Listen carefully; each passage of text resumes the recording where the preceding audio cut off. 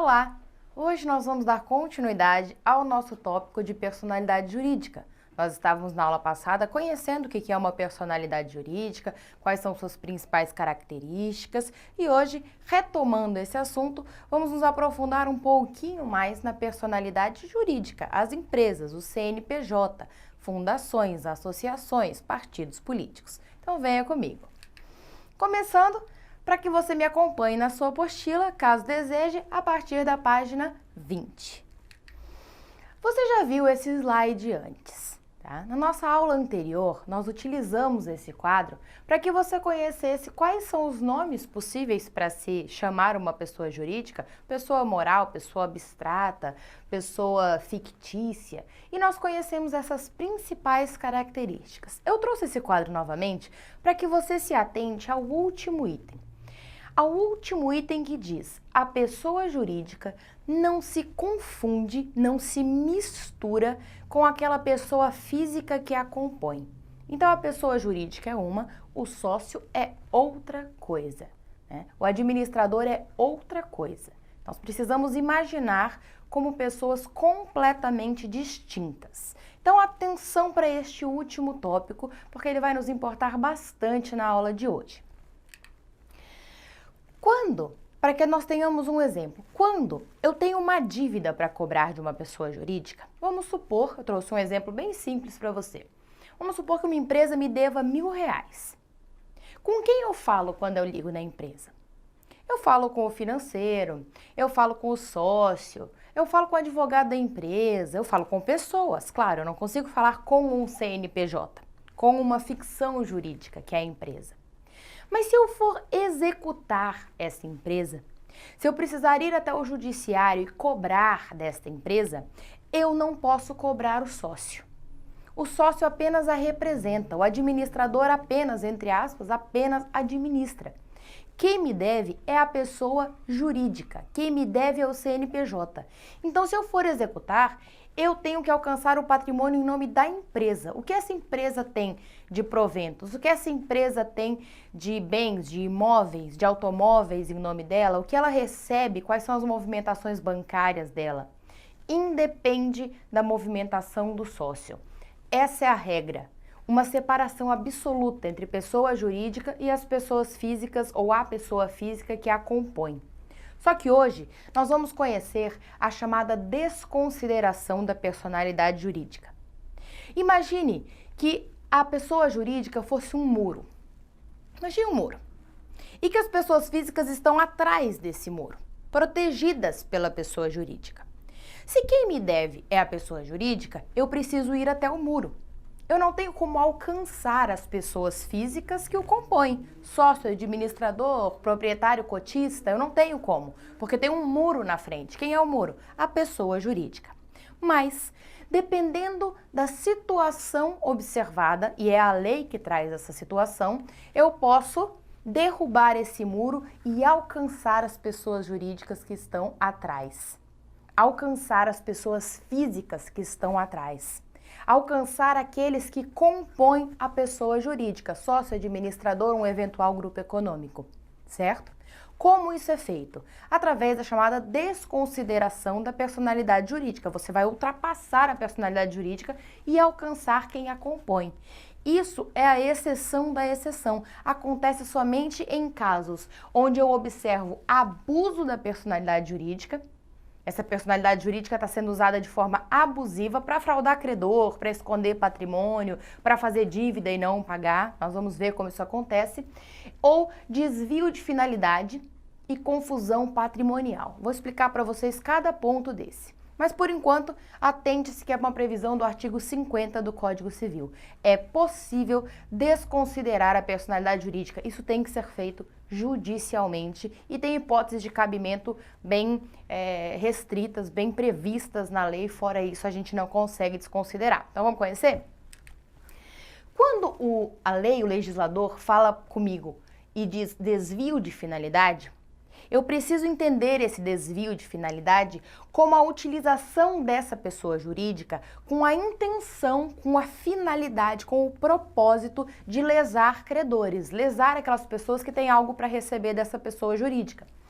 e na prática de quaisquer atos ilícitos, não importa, porque a finalidade da empresa, a finalidade de uma pessoa jurídica é poder comprar, vender, pagar, receber, prestar determinado serviço, vender algum produto. A finalidade de uma empresa nunca pode ser uma atividade ilícita, muito menos maquiar patrimônio para fraudar credores. Então, nesse caso, em caso de comprovado desvio de finalidade, eu consigo desconsiderar essa personalidade jurídica e alcançar os sócios. Aí eu consigo penhorar bem de um, de outro, independentemente de ser bem da pessoa jurídica, tá? Confusão patrimonial.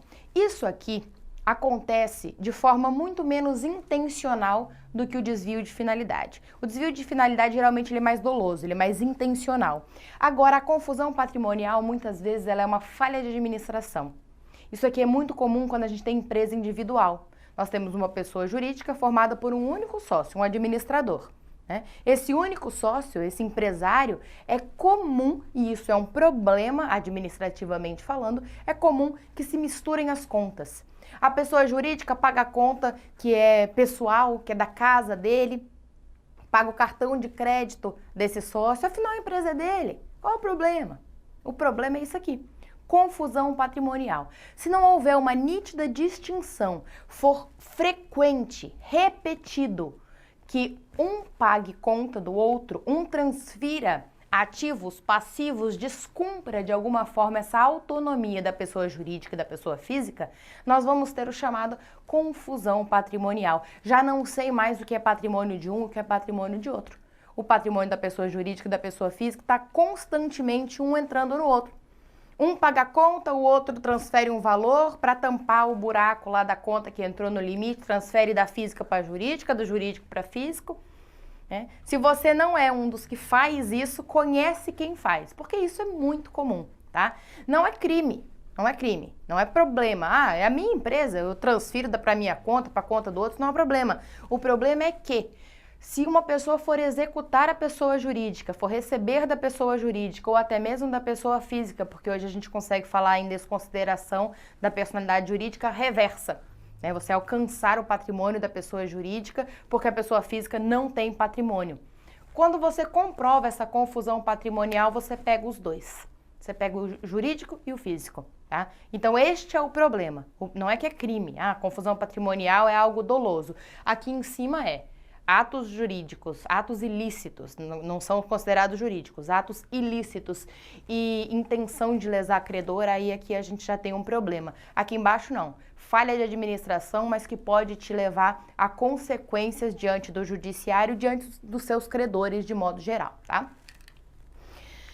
Quando a gente começa a falar de empresa, desconsideração de personalidade jurídica, patrimônio, confusão patrimonial, etc., vocês já notaram que o romance ficou para trás, né? A gente entrou para valer na parte prática, na parte financeira que o direito civil interessa. Então, só rememorando, quem são as pessoas jurídicas de direito privado que interessam ao direito civil, portanto? Associações, sociedades, fundações, organizações religiosas, partidos políticos e as empresas individuais de responsabilidade limitada, certo? Falando sobre elas, nós precisamos lembra lá da parte do romance. Como é que nasce uma pessoa física? Nasce num parto, é verdade. Mas quando surge a personalidade dela?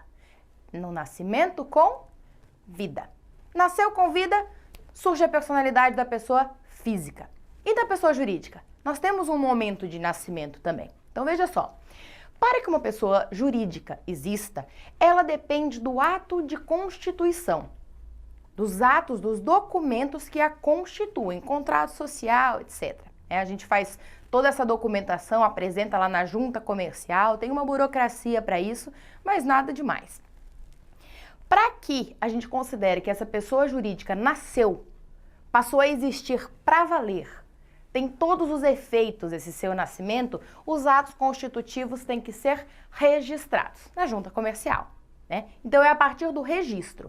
Este registro ele tem algumas exigências, A lei exige que, no mínimo, ele contenha essa lista de informações. Quem disse? O artigo 46 do Código Civil. Então, o registro precisa ter o quê? Nome, sede, tempo de duração, Se tiver um fundo social, tem que constar. Individualização, quem são seus fundadores, quem são os sócios, se tem algum administrador, qual é a cota de cada um, como que essa empresa será administrada, quem vai fazer essa administração, seja extrajudicialmente, seja judicialmente. O ato constitutivo, se ele é possível sofrer algum tipo de reforma no seu modo de administração ou se isso não é possível. Se os membros respondem ou não de forma subsidiária por eventuais obrigações do contrato social e as condições de extinção, se isso já puder ser previsto, e destino do patrimônio. No caso de extinção, o patrimônio vai ser dividido daquela forma.